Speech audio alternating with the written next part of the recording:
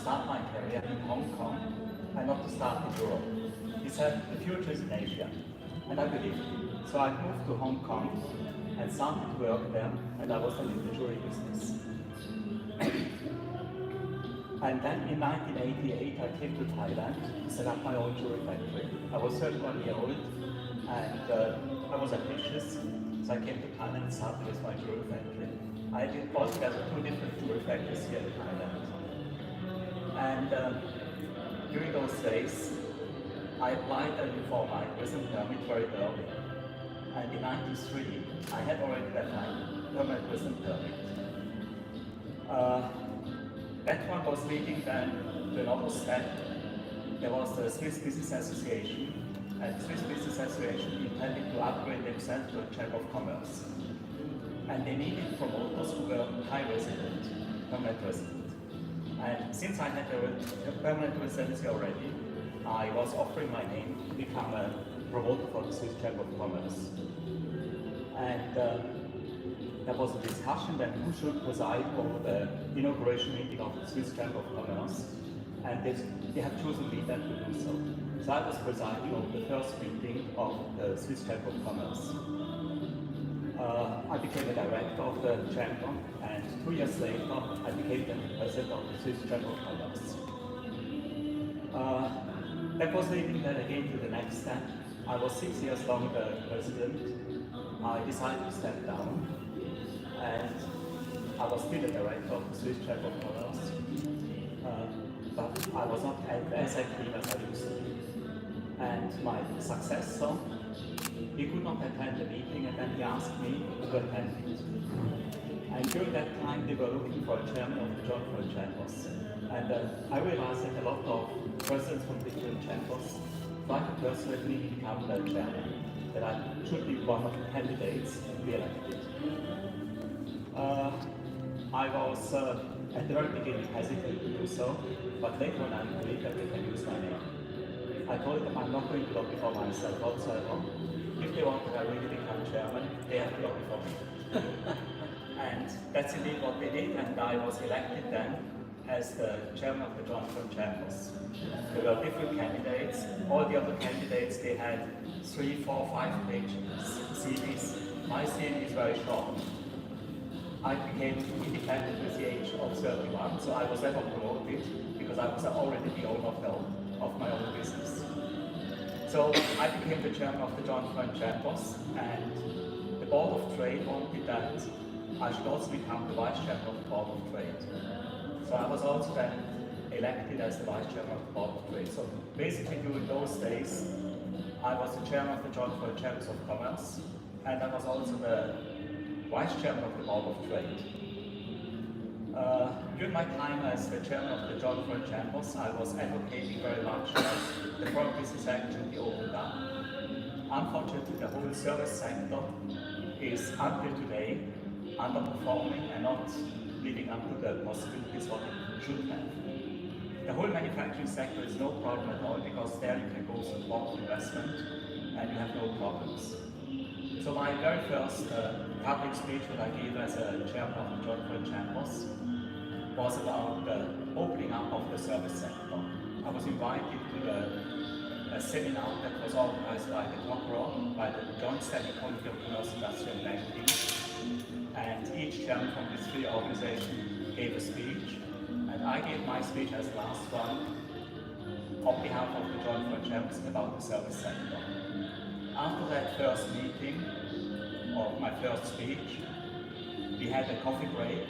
The 3 other chairmen, they had a coffee break. I didn't have a coffee break. All the journalists were around me, all the TV stations were around me, and they said, so finally we talk about the real issues here in Thailand, and not about charity or golf tournament, but we talk about business. So that moment I knew it, that I earned my position. I was not only elected, but I earned the position. I enjoyed it very much to be the chairman of the Joint Foreign Chambers, and I was making quite a lot of different kind of proposals to the government. I mean, one of the proposals was that through the taxation committee what we made to reduce the corporate tax. And that was then channeled through the Board of Trade. From the Board of Trade it went to the Joint Standing Committee of Commerce, Industry and Banking. and then to the government, and indeed the government was implementing it. So basically it's an achievement from the Joint Foreign Chambers during the time when I was chairman that we had the tax reduction.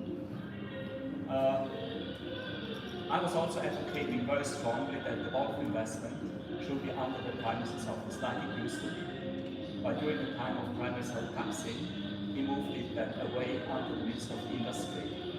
Now the problem is if you are sitting in one of the ministries, is that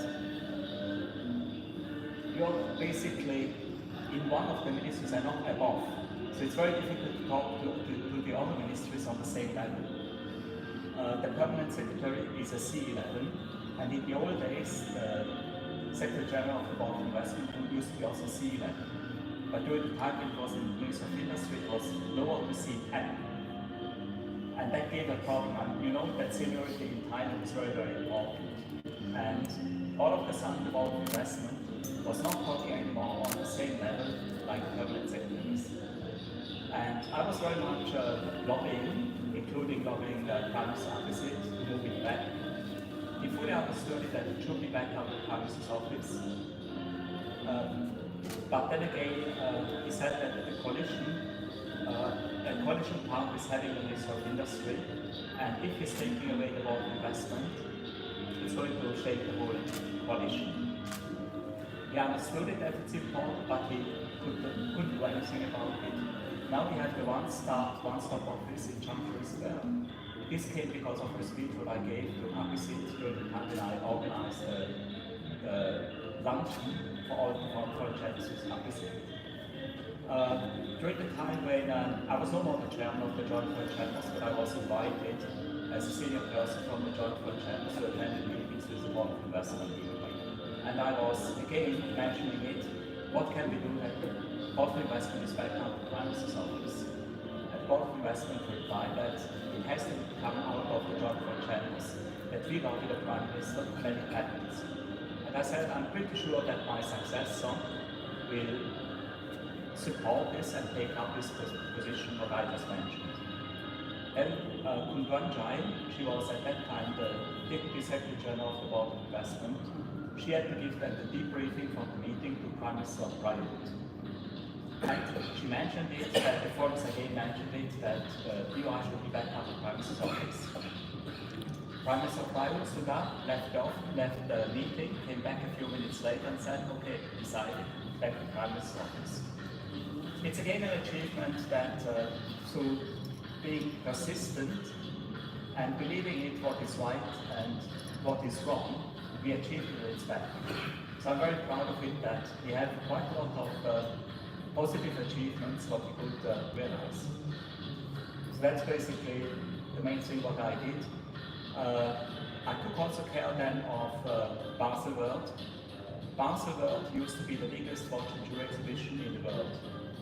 And I was bringing then all the exhibitors from the Far East up to the Middle East to Basel. And that was one of my business what I had besides my jewelry business.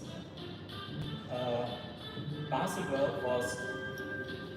doesn't have enough accommodation. They didn't have enough hotel rooms. They had around 4,000 plus rooms in Basel. But we had more than 100,000 people visiting the show. So people had to sleep in Zurich and all the surrounding cities. And to solve or to help to solve this shortcoming, Basel was bringing the hotel ships. They are the cruise ships that are cruising on the River Rhine. They were bringing it up to Basel, and those ships were used then as a hotel. It was docked, it didn't move at all, but they used it as a hotel. But they lost a lot of money with that one, and they didn't want to have it anymore. And they tried to outsource that somebody else is taking it over.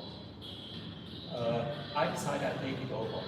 Even though I knew that they were losing a lot of money, but I believed in it, that the whole strategy, how they were losing the money, was the reason why. I took it over, and the first year, instead of losing 700,000 Swiss francs, we made 1.2 million profit. So it was a turnaround of 1.9 million Swiss francs. And that was also one of my business what I did for a long period of time. And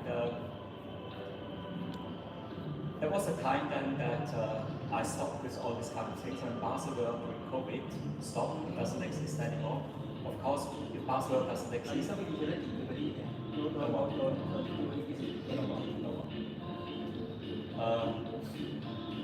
since Barcelona didn't exist anymore, also Belgian business was then dead, didn't exist anymore. And I came back to an age where I said, okay, I should enjoy my life and that I should be semi-retired, let's put it that way. And that's the time that I started then to spend more time here in Pattaya. I still have a house in Bangkok, I still have a beautiful apartment in Bangkok, but I don't use it. So I decided to stay here in Pattaya.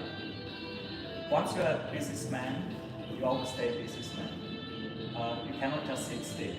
So I started to fly myself, gyrocopters. A friend of mine invited me once to fly a gyrocopter, and I liked it. And then I said, okay, I want to learn how to fly gyrocopters. So I became a pilot. I have my pilot license. Out of that one grew then another business that I'm an agent for autogyro, for the gyrocopters here in Thailand. Since I had the gyrocopters and I had an opportunity, an opening to take over a small airfield, I took over the small airfield. But the person who was selling it to me, he cancelled his license. So we are right now struggling a little bit and trying to get back the license for the small airfield, that I can fly my gyrocopters here in Pattaya. Right now I have to go always to Sriracha to fly it there. And it's still half an hour, 40 minutes away, so it's not practical. Especially when you want to have introduction flights to people that they can enjoy the flying, it's too far away. So that business is struggling because of the location. But as I said, I'm still the agent for autogyro. And I'm a pilot, I'm someone that I fly myself, I have also the instructor license. How long have you been doing this? This one I started in 2019. I mean, end of 2019, beginning of 2020. But then again, of course, the whole problem with COVID and so on. COVID was for everybody a difficult time. Yeah. And then, since I was struggling with my airfield, and friends of mine asked me whether we should invest in a cannabis indoor business for medical use, and I had my hangars. I decided why I don't turn some hangars into an indoor medical cannabis farm. And that's how I got into that business.